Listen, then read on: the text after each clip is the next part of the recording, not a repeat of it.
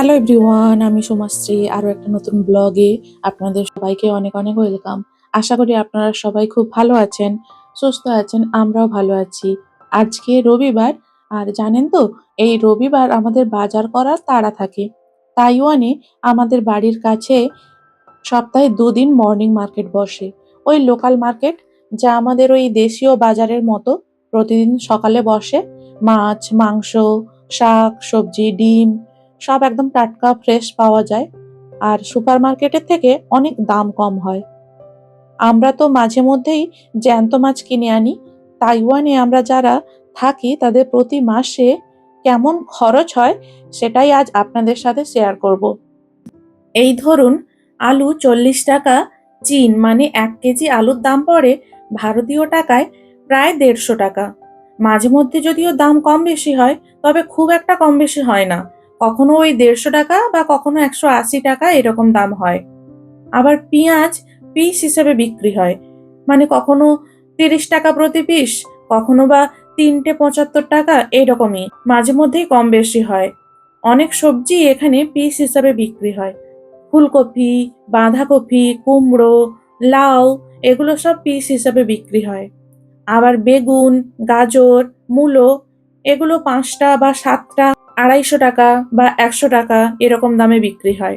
আমাদের আজ সবজি বাজার হয়েছে ভারতীয় টাকায় ২১০০ টাকা। মাছ, মাংস, সবজি, ডিম এগুলো আমরা প্রতি সপ্তাহেই কিনে থাকি।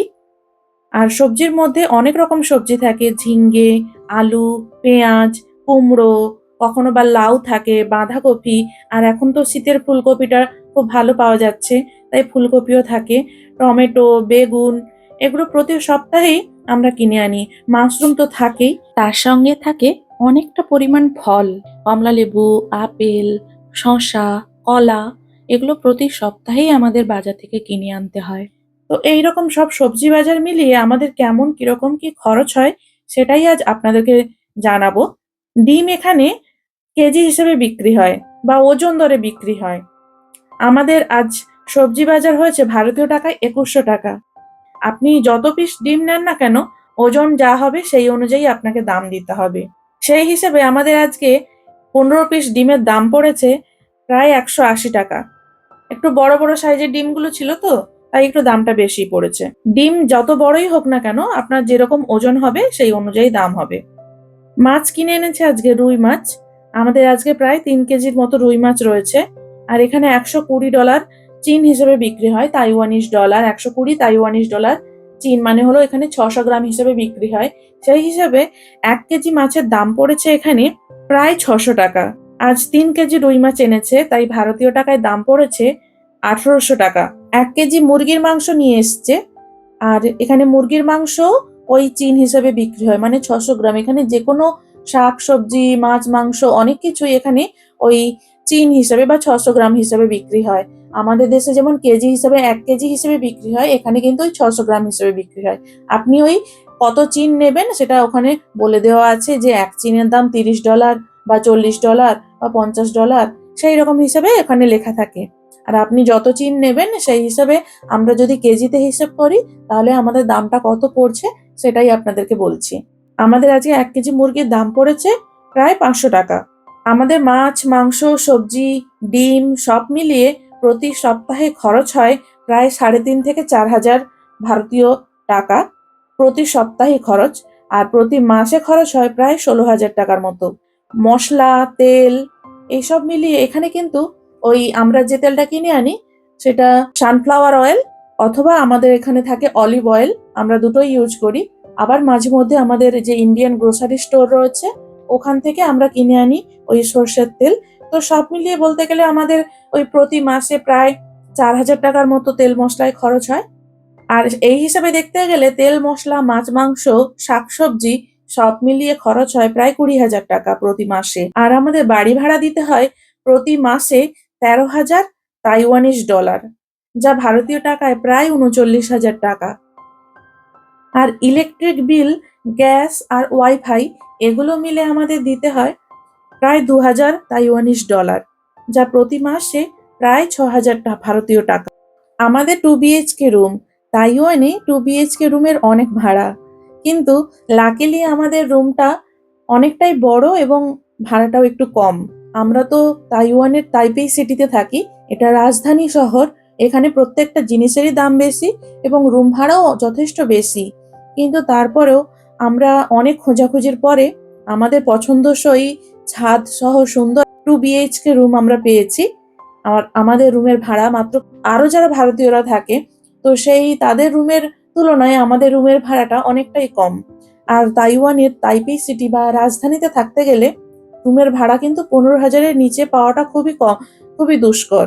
2 বিএইচকে রুমের ভাড়াটা সবসময় 15,000-এর থেকে একটু বেশিই হয়।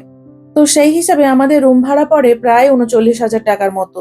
আমরা এখানে প্রায় ২.৫ বছর ধরে রয়েছি, কিন্তু আমাদের রুম ভাড়া সেই $১৩,০০০ থেকেই শুরু হয়েছিল, এখনো সেই ১৩,০০০ তাইওয়ানিজ ডলারই রয়েছে। আমাদের বাড়ির মালিক যথেষ্ট ভালো, তো উনি আমাদের সাথে সবসময় কম্প্রোমাইজ করেন এবং খুব ভালো ব্যবহার ওনার। তাইওয়ানের মানুষরা এমনিতেই খুব ভালো ব্যবহার এদের। আর এরা সত্যি খুব সৎ এবং অনেক ভদ্র হয়। তাইওয়ানে প্রতি মাসে রুম ভাড়া, শাকসবজি, মাছ-মাংস এই সমস্ত কিছু মিলিয়ে আমাদের খরচ হয় প্রায় ৬৫ থেকে ৬৬,০০০ ভারতীয় টাকা। এছাড়াও আমাদের মেট্রোতে বা বাসে বা আমরা যে ইউ-বাইক বা বাইসাইকেলগুলো ব্যবহার করি, আমাদের যাতায়াতের জন্য ট্রান্সপোর্ট হিসাবে আমাদের খরচ পড়ে প্রায় ৩,০০০ ভারতীয় টাকা প্রতি মাসে। এছাড়াও অন্যান্য খাবার-দাবার, যেমন ধরুন ওই অনলাইন থেকে আমরা তো প্রতি মাসে বিভিন্ন রকমের কেনাকাটা করতে থাকি। আর তারপরে যদি বাড়িতে একটা ছোট বাচ্চা থাকে তাহলে তো আপনার খরচ আরো কিছুটা বেড়ে যায়। একটা বেবিকে মানুষ করতে গেলে বিদেশে কিন্তু অনেক টাকাই খরচ পড়ে। সেই হিসাবে যদি বাচ্চার diaper, tissue, baby food, solid food, milk এই সমস্ত কিছু কিনতে হয় তাহলে খরচ অনেকটাই বেড়ে যায়। তাই বেবি নিয়ে থাকতে গেলে, বিশেষ করে তাইওয়ানের এই রাজধানী শহরে, তাহলে কিন্তু খরচটা অনেকটা বেশি হয়। সেই হিসাবে আমাদের বাচ্চার যা খরচ-টরচ সবকিছু মিলিয়ে আমাদের প্রতি মাসে খরচ হয় প্রায় ৭০ থেকে ৮০,০০০ ভারতীয় টাকা। ১ম আমি তো এখানে এসে খুব অবাক হয়ে যেতাম যে এত টাকা কি করে খরচ হতে পারে? এই দেশে থাকার কি সত্যি প্রয়োজন রয়েছে? আমরা তো গ্রামে মানুষ হয়েছি। মায়ের কাছে, মানে মায়ের সাথে ওই স্কুলে যাওয়া আসা করেছি। মায়ের স্কুলের বেতন ছিল ৳১,০০০, সেখানে টিউশন পড়িয়ে ওই ২-৩ হাজার টাকা পেত। তো সেই সব মিলিয়ে আমাদের ঘরে শাক-সবজি, ধান, চাল, হাঁসের ডিম এইসব খেয়েই বড় হয়েছি। তো সেখানে আমাদের খরচ তো খুবই কম। এখানে এসে আমি যখন এই সবকিছুর দাম শুনলাম, আমার তো মাথায় হাত। আমি তো শুধু ভাবতাম যে এখানে মানুষজন এত দাম দিয়ে কেন কেনে? কেন এখানে থাকে? এত টাকা খরচ করে তো এই সমস্ত দেশে থাকার কোনো প্রয়োজন নেই। কিন্তু কাজের ক্ষেত্রে এখানে তো প্রত্যেককেই আসতেই হয়। বিভিন্ন জায়গায় যেতে হয় কাজের জন্য। আর ভালো কাজ করতে গেলে, ভালো কিছু শিখতে গেলে, জানতে গেলে সেই সমস্ত জায়গায় তো যেতেই হয়। আর ভালো উন্নত একটু লাইফস্টাইল পেতে গেলে ভালো জায়গায় যাওয়াটাও প্রয়োজন রয়েছে। যাই হোক, তো এই হিসাবে আমাদের এইরকমই খরচ হয় প্রতি মাসে ৭০ থেকে ৮০,০০০ টাকার মতো করে খরচ হয়। যে খরচটা আমরা হয়তো ছোটবেলায় থেকে মায়ের সাথে হিসেব কষে তো অভ্যস্ত। তো সেই হিসেব কষে যখন মায়ের বেতনটা বাড়লো মায়ের স্কুলে, তারপরের থেকে যখন আমরা মায়ের বেতনটা হিসেব করেছি, ওই বছরে আমার মা যে বেতনটা পেত, সেই বেতনটা এখন আমাদের মানে প্রতি মাসে খরচ হয়। মানে যেটা আমার ভাবলে সত্যি খুব অবাক লাগে। মানে এত টাকা সত্যি আমাদের দেশে থাকলে কোনো প্রয়োজনই হতো না এত টাকা খরচ করার মতো। আমরা যখন মেসে থাকতাম, মেসে তো আমাদের খরচ খুবই কম। আমাদের ইউনিভার্সিটিতে পড়াশোনা করেছি, সেখানেও সরকারি খরচ খুবই কম। তারপরে আ কলেজে বলুন, ইউনিভার্সিটি বলুন বা স্কুল বলুন, সব জায়গাতেই খরচ খুবই কম। আর বাড়ির শাক-সবজি, মাছ, ডিম, চাল-ডাল সবই নিয়ে যেতাম মেসে থাকার সময়। ফলে খরচটা সেরকম মনেই হতো না। আর এখানে যখন এসে সংসারের হালটা নিজের হাতে ধরেছি, তারপর থেকে বুঝতে পারি যে সত্যিকারের খরচ কাকে বলে। আর এই সমস্ত দেশে খরচ মানে তো মানে আ একদম পাগলপ্রায় অবস্থা। আর আমি মায়ের সঙ্গে থাকতে মা যেমন মাসকাবারি সমস্ত কিছু হিসেব করতো মা-বাবা, তো আমিও সেইরকম প্রত্যেক মাসেই কত টাকা খরচ হলো, কোন মাসে কত টাকা এলো বা আমাদের ইনকাম কতটা, আমাদের কোন কাজে কতটা খরচ হলো, সবকিছু যখন হিসেব করি, আমি তো পুরো মাথায় হাত দিয়ে বসি। তো যাই হোক, আমার তো আজকে সকালে রান্না বান্না করতে হবে। মধু বাজার থেকে এসেছে, ওকে খাবার দিয়ে দিয়েছি। আর এই ডিম টিমগুলো নিয়ে এসছে, আগের ডিম কিছুটা ছিল, সেগুলো কয়েকটা আমি সেদ্ধ বসিয়ে দিয়েছি। আর কিছুটা ডিম আমি এগুলো সব আজকে যেগুলো এনেছে সেগুলো সব ঝুড়িতে রাখছি। এরপর মেয়ের খাবারটা বানাতে দিয়েছি, সেদ্ধ বসিয়ে দিয়েছি। ওর তো ডাল চাল সেদ্ধ হয়, মানে ওই খিচুড়ির মতো করে ওকে বানিয়ে দিই। ওটাই ওর রোজ সকালের খাবার, আবার রাতেও খায় ওই খাবারটা। একেক দিন একেক রকমের খাবার দিই। কখনো সেদ্ধ ভাত দিই, সমস্ত রকমের সবজি দিয়ে সেদ্ধ ভাত। ডালটা রোজ দিই না, মাঝে মধ্যে ডাল দেওয়া হয়। সয়াবিন থাকে আর মাছটা রোজ দেওয়া হয়। আবার ওর অ্যালার্জি একটু সমস্যা রয়েছে, ফলে ওকে ডিমটা দিই না। ও মাছটা খায়, মাছ, সয়াবিন, ডাল, সবজি এই সমস্ত খাবার-দাবার ওর দেওয়া থাকে।